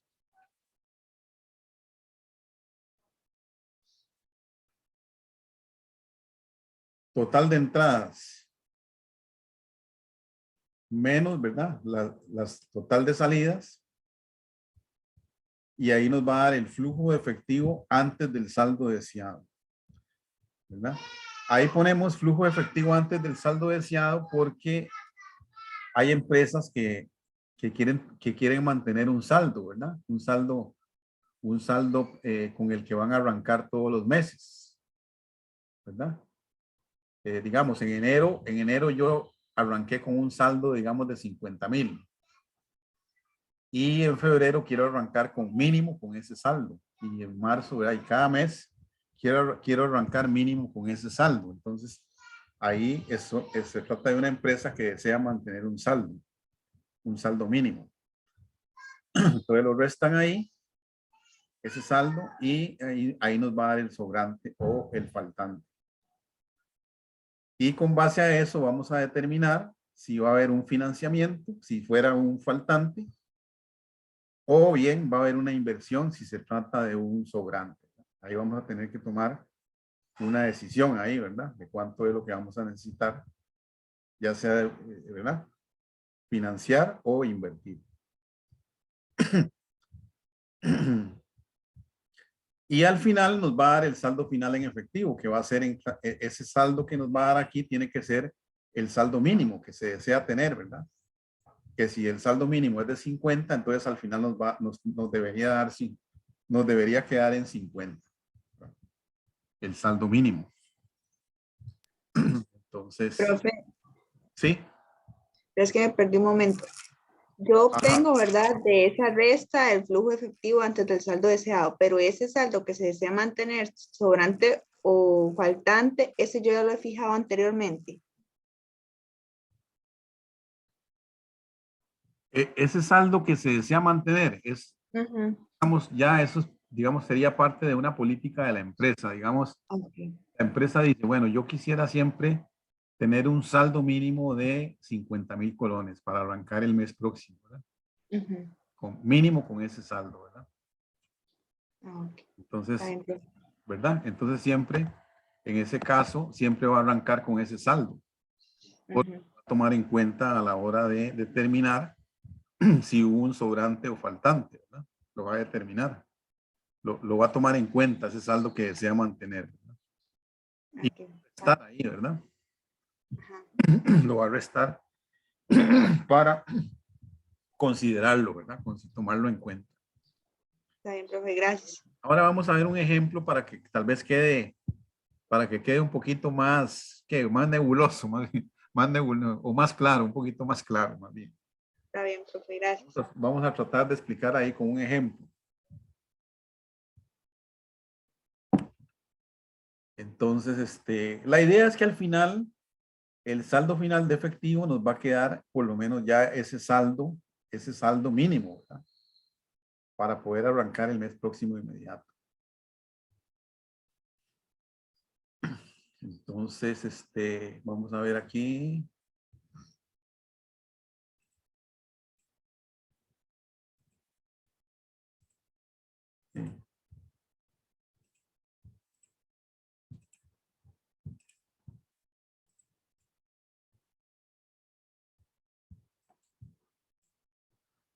Ok, entonces, un momento.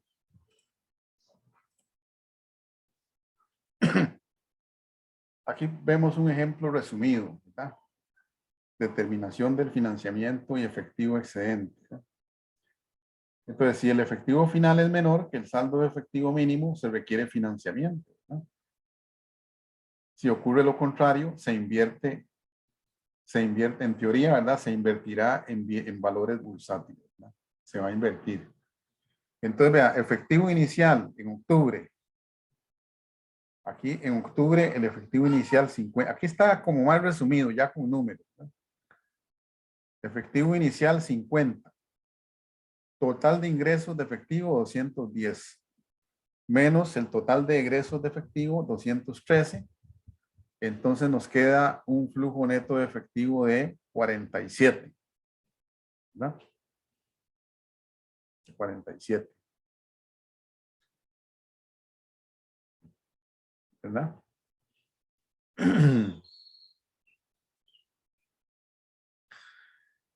Le restamos el saldo mínimo, que debe ser 25.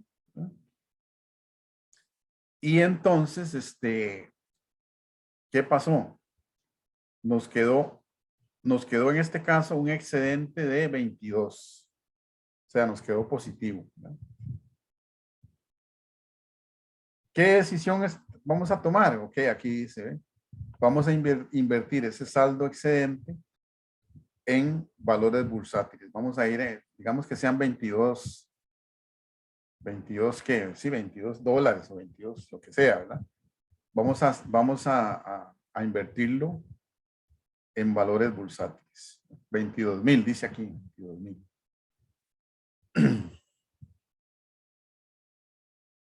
¿Ve? Ok, aquí arrancamos con el flujo neto de efectivo para el mes de noviembre, ¿verdad? Por 47. Le sumamos los ingresos, le restamos los egresos y ahora nos dio un saldo negativo, un flujo neto de efectivo de menos 51. ¿eh? Le restamos el saldo mínimo que necesitábamos tener, que por política de la empresa, ¿verdad? Quieren tener. Y entonces nos da un saldo negativo o un faltante de menos 76. Menos $76,000, digamos.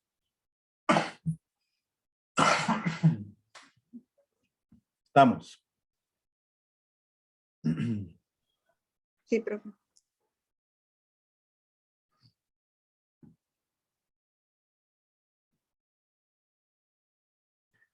Entonces vean la decisión que dice que están tomando aquí. Dice liquidar los 22,000, ¿verdad?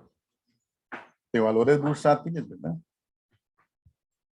Y obtener préstamos a corto plazo por 76,000. Esa es la decisión que están tomando. O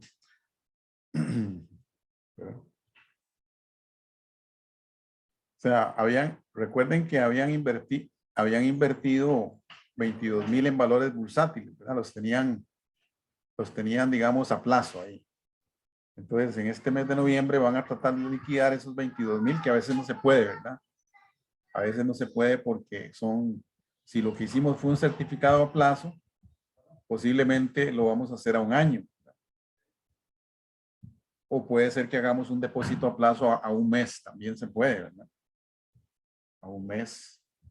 He visto que sí, en los bancos se puede hacer a un mes, a 2 meses, a 3 meses. Pero lo normal es que uno lo haga mínimo a un año, ¿verdad? Haga un certificado a plazo. Mínimo un año para decir, bueno, a un año los intereses son más altos. La tasa de interés que me van a pagar es más alta, entonces vale la pena, por lo menos me voy a ganar algo con los intereses, ¿verdad? Ahora está muy malo eso en los bancos, ¿verdad? Los bancos están pagando, desde hace años están pagando intereses muy bajos, ¿verdad? Casi que es un poco mejor, es un poco mejor invertir con algunas financieras, ¿verdad? Que sean sólidas, ojalá, y tal vez algunas cooperativas que también uno vea que son sólidas, ¿verdad? Porque si es una cooperativa que se ve inestable o una empresa financiera que se ve inestable, entonces mejor salir huyendo, ¿verdad? O guardar la plata debajo del colchón, como dicen, ¿no? Entonces, ok, arrancamos con el saldo negativo en diciembre de menos 51, ingresos por 340, egresos por 305 y nos da un saldo negativo de menos 16. Le restamos el saldo mínimo de 25 y nos queda un saldo negativo de menos 41. ¿Qué decisión tomamos ahí? Bueno, dice pagar 35,000 del préstamo, ¿verdad? Dice pagar 35,000 del préstamo y dejarlo activo por 41,800. Perdón, dejarlo activo por 41,000. O sea, lo que está diciendo es que van a pagar una parte, van a tratar de pagar una parte del préstamo,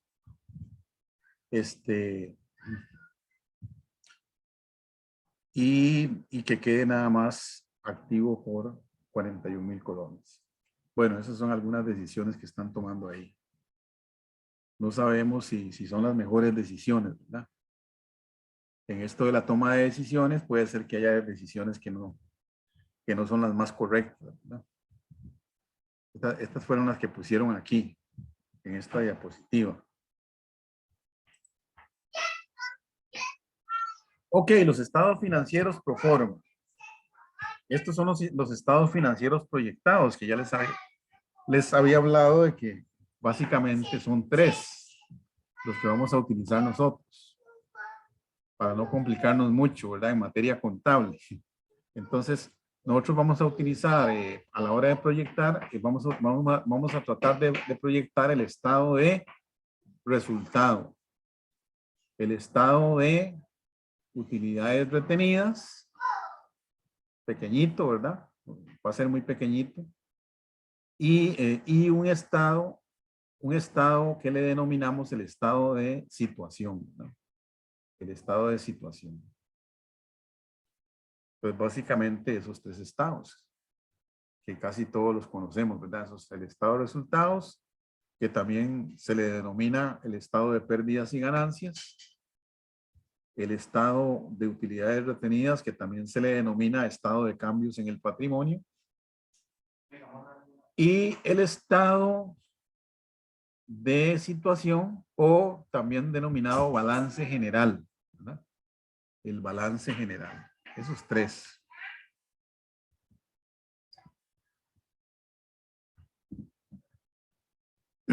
A esos estados financieros proyectados les vamos a denominar estados pro forma también, ¿verdad? Estados pro forma.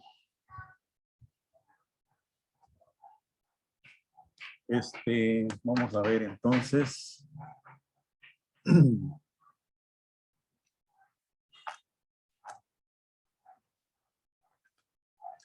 Ve, basándonos en esos estados financieros proyectados, la empresa es capaz de estimar su nivel futuro de cuentas por cobrar. Esa es la idea. Vamos a tratar de estimar el nivel futuro de cuentas por cobrar, el nivel futuro de nuestros inventarios, el nivel futuro de nuestras cuentas por pagar y de otras cuentas, así como de las ganancias anticipadas y de sus requerimientos de solicitud de préstamos. ¿Ve? Nos estamos anticipando al futuro, ¿verdad? Haciendo los estados financieros pro forma. Es una proyección, ¿verdad? Es una proyección. Es muy importante.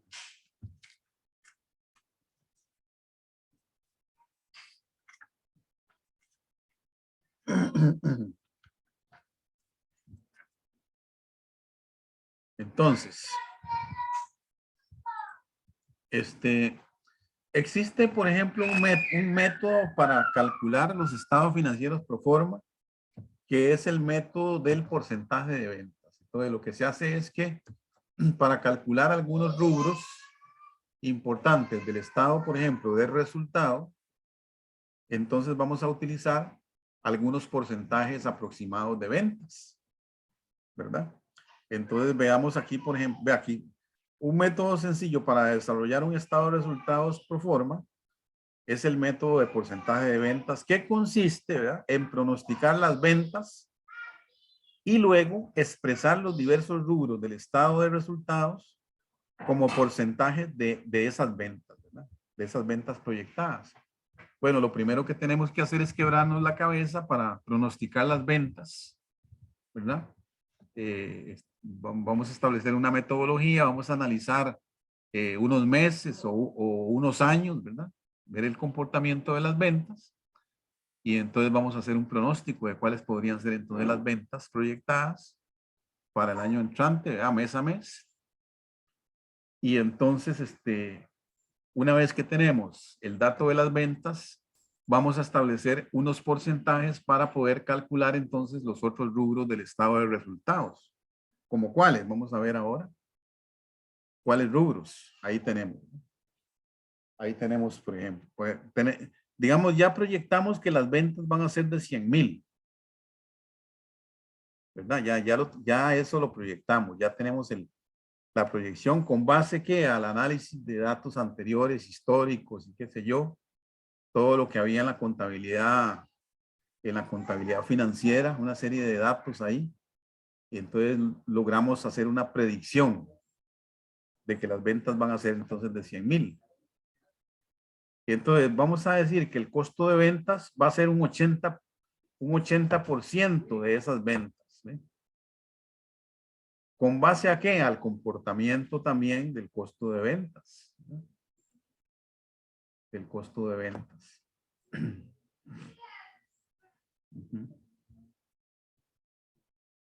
¿Cómo se calculaba el costo de ventas? Ahí los contadores, ¿cómo era que se calculaba? Costo de ventas.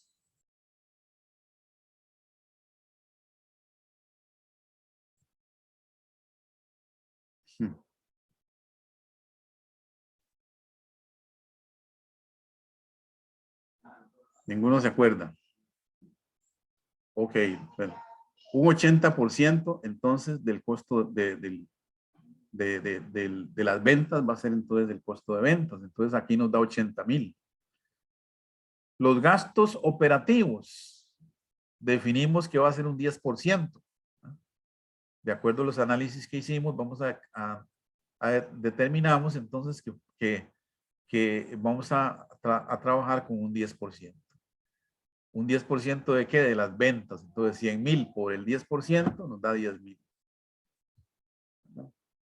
Entonces tenemos la utilidad bruta menos los gastos operativos. La utilidad bruta. Recordemos que las ventas menos el costo de ventas, eso nos da la utilidad bruta. A la utilidad bruta le restamos los gastos de operación y eso nos va a dar la utilidad, lo que denominamos la utilidad de operación, ¿verdad? Le restamos los gastos financieros. Por aparte lo hicieron en este caso y nos va a dar entonces la utilidad neta antes de impuestos. Le hacemos la tasación del 15% de la tasa de impuesto. Eso nos da 1,350 y entonces lo restamos y tenemos la utilidad neta después de impuestos por 7,650, ¿verdad? Menos los dividendos de 4,000 y entonces tenemos unas utilidades retenidas de 3,650. Pues ya, esos ya son las utilidades retenidas. Ese dato, ¿verdad? De las utilidades retenidas es el dato que va a ir en el estado de utilidades retenidas, ¿verdad? Entonces aquí lo importante del método es que se establecieron 3 porcentajes de ventas, el 80% para el costo de ventas, el 10% para los gastos operacionales y el 1% para los gastos financieros. Eso es, ¿verdad? La principal entrada de información para los estados financieros proyectados es el pronóstico de ventas, ¿verdad? Tenemos que primero pronosticar las ventas y luego ya establecemos los porcentajes. Aquí en este caso dice que con base en datos internos y externos se ha determinado el siguiente pronóstico de ventas para el año fiscal 2021. Entonces dice pronóstico de ventas de la empresa Modelo S.A. para el año fiscal que finaliza el 31 de diciembre del 2021. Dice que la proyección es que se van a vender 2,450 unidades, ¿verdad? Del producto X o Y. Y entonces el precio es de 55 colones cada una. Y entonces multiplicando 2,450 por 55 nos da unas ventas de 134,750. O sea, P por X, ¿verdad? P por X nos da entonces 134,750, donde P es 55 y X es 2,450. ¿Verdad? Estamos bien ahí. Sí, profe. Y aquí está y lo mismo, ¿verdad? Entonces ya tenemos las ventas proyectadas de 134,750. Le aplicamos los porcentajes. El 80% sería entonces el costo de ventas, 107,800. El 10% para los gastos operativos, 13,475 de las ventas. Y para los gastos financieros un 1%, que sería 1,348, ¿verdad? Simplemente agarraron las ventas y las multiplicaron por los respectivos porcentajes, ¿no? Para poder entonces determinar esos rubros importantes del estado de resultados. Hacemos toda la operación, ¿verdad? Ventas menos el costo de ventas nos da una utilidad bruta de 26,950. Le restamos los gastos operativos, que son 13,475. Y nos queda una utilidad de operación de 13,475. Le restamos los gastos financieros y nos queda entonces una utilidad neta antes de impuestos de 12,127. Le aplicamos la tasa del 15% de papá gobierno y lo restamos y nos queda una utilidad después de impuestos de 10,308, ¿verdad? Pagamos los dividendos y nos queda una utilidad retenida de 6,300, dividendos por 4,000 colones, y nos queda una utilidad retenida por 6,308, ¿verdad? Con el método de porcentaje de ventas. Ok, la elaboración de los estados financieros proyectados utilizando el presupuesto maestro. Esto lo vamos a hacer, esta elaboración de los estados financieros lo vamos a ver más claramente, bueno, en la próxima lección que vamos a ver, como les decía, vamos a explicar cédula por cédula. Vamos a hacer 9 cédulas y de esas cédulas, de cada una de esas cédulas se van a desprender los diferentes datos que van a ir en los estados financieros, ¿verdad? Eso lo vamos a ver ya, ya con un modelo práctico, ¿verdad? Aquí está, digamos, el resumen, ¿verdad? De lo que hemos venido hablando, ¿verdad? Arrancamos con el presupuesto de ventas.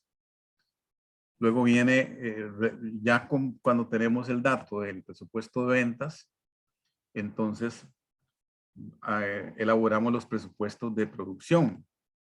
Esos presupuestos de producción se componen de 3 grandes presupuestos, que son el presupuesto de las materias primas, el presupuesto de la mano de obra directa y el presupuesto de los gastos indirectos de fabricación. Cuando ya tenemos eso, ahora vamos a elaborar el presupuesto de los gastos operacionales, que son los gastos de administración, por un lado, y los gastos de ventas. Luego vamos a ver si hay gastos financieros y elaboramos un presupuesto de gastos financieros, un presupuesto de desembolsos de capital, si los hubiera. Y entonces, con base a eso, vamos a determinar entonces cuáles van a ser las necesidades de efectivo, ¿verdad? Con base a eso, ¿verdad? Con base a esos presupuestos, cuáles son las necesidades de efectivo. Y vamos a elaborar también un presupuesto entonces de las necesidades de efectivo. De ahí vamos a determinar un flujo de efectivo y de ese flujo de efectivo basándonos en ese flujo de efectivo, vamos a elaborar también entonces los estados financieros proyectados con toda la información ya integrada, ¿verdad? Toda la información integrada de los diferentes presupuestos, vamos a elaborar entonces los estados financieros proyectados. Eso es como resumiendo, ¿verdad? Aquí tenemos un ejemplo, al que nosotros vamos a llegar, ¿verdad? Cuando hagamos la próxima lección, cuando trabajemos las diferentes cédulas, vamos a llegar a estos estados. Aquí se los estoy dando por adelantado. Entonces tenemos el dato de las ventas, tenemos el dato del costo de la mercadería vendida, la utilidad bruta, menos los gastos de operación, y ahí tenemos entonces la utilidad operativa. Vea que la utilidad operativa nos quedó en 2,066,600. Esa utilidad operativa va a estar reflejada en el próximo estado, que es el estado de utilidades retenidas, ¿no? O el estado de ganancias retenidas de la misma empresa El Caimán. Inicia con un saldo inicial, ¿verdad? Un saldo inicial, como es un inicio de operaciones, inicia con un saldo 0, ¿verdad? No tenemos utilidades retenidas del año pasado porque estamos iniciando con un nuevo proyecto. Le sumamos las utilidades del periodo, que ya vimos que eran 2,066,600, para un total de igual de 2,066,600. Le restamos los dividendos que se pagaron, ¿verdad? En ese periodo de 300,000 colones.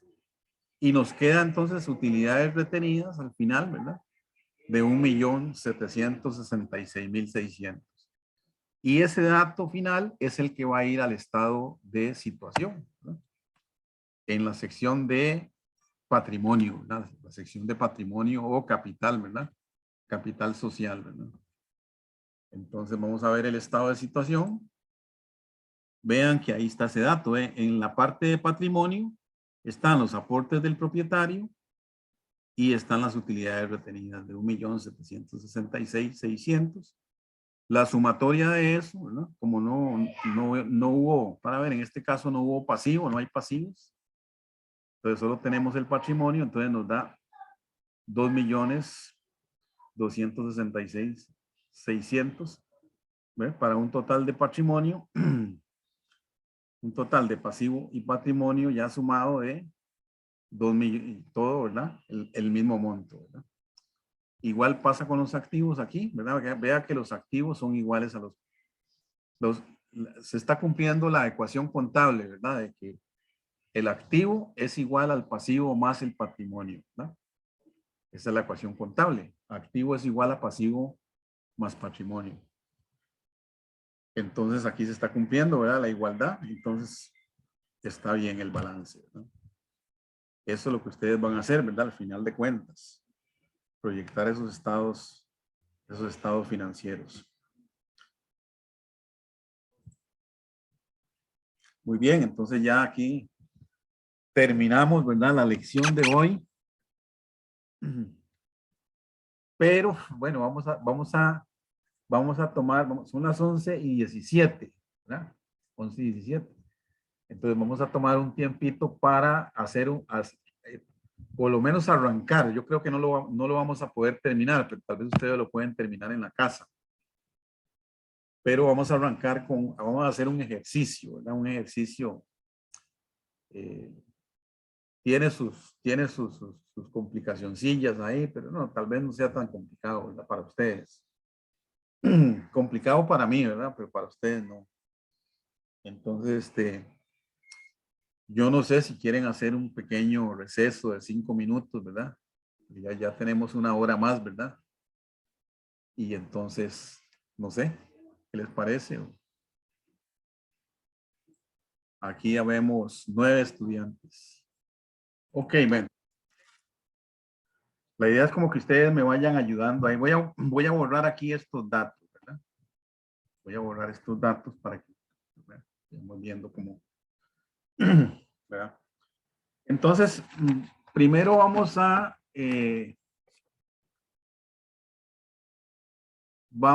revisar lo de las ventas. Vamos a ver, dice las ventas, punto número 1, ¿verdad? Ok, se llama el caso La Económica Sociedad Anónima. Es un flujo, vamos a hacer un flujo de efectivo. Vamos a hacer como una especie, un estadito de entradas y salidas de efectivo, ¿verdad? Ya general, ¿verdad? Salidas, entradas y salidas de efectivo. Entonces dice, las ventas, el número 1, las ventas de la empresa La Económica se recaudan de la siguiente manera. Aquí vean la manera en que se recaudan. Un 20% dice en el mes de la venta, ¿verdad? Un 70% en el mes siguiente y el 10% restante en el segundo mes después de la venta. Todas las ventas son al crédito, ¿no? Entonces, ok.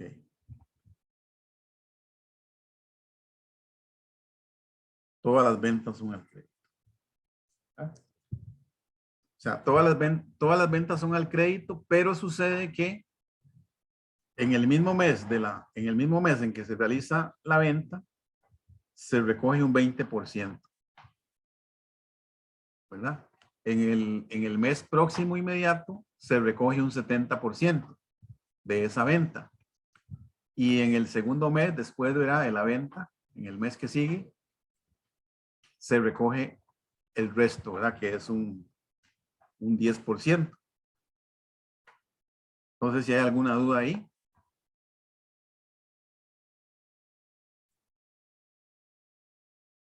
No, profe. No, profe, gracias. ¿Qué necesitamos ahora entonces? Necesitamos saber el dato de qué.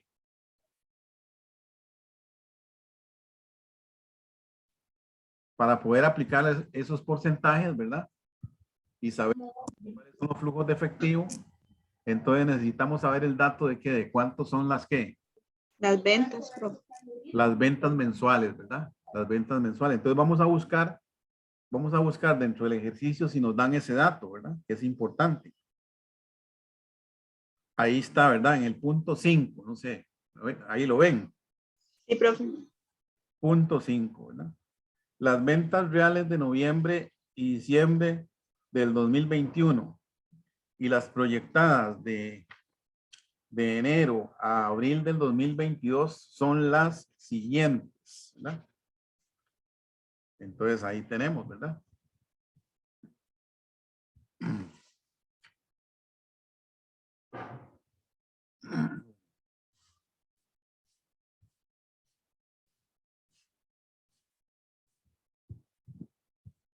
Me voy para arriba, ¿no? Vamos a trabajar con el primer cuadrito, ¿verdad? Entonces ahí las ponemos, ¿verdad? Vamos a ponerlas, vamos a borrar, voy a borrar aquí. Y las vamos a ir poniendo.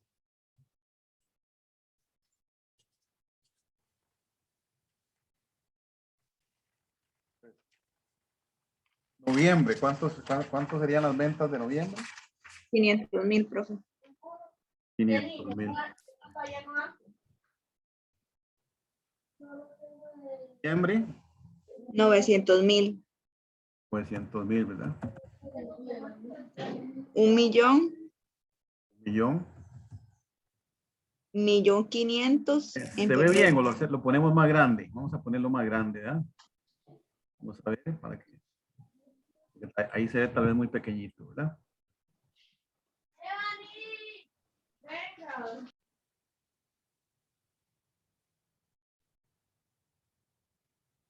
Ahí más o menos. Sí, profe. 1,000,000, ¿verdad? Luego, 1,500,000 en febrero. febrero, 1,500,000. Y en marzo, otra vez. 1,000,000. Muy bien. Entonces vamos a ir registrando.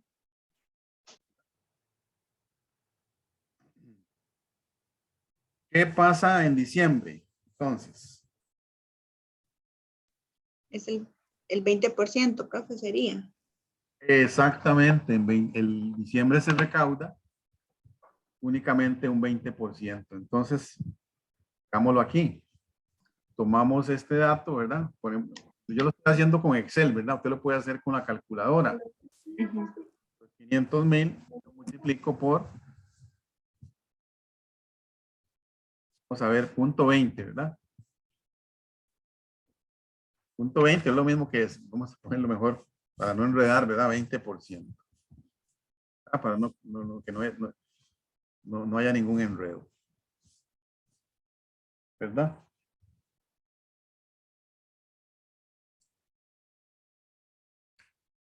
Perdón. Aquí hay un detalle. Hay un detalle.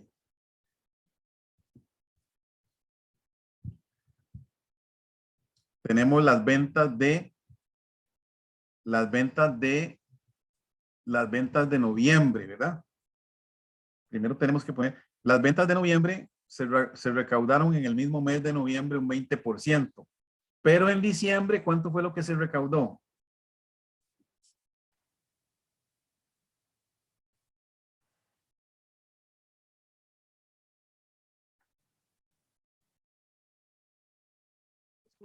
¿Me están escuchando?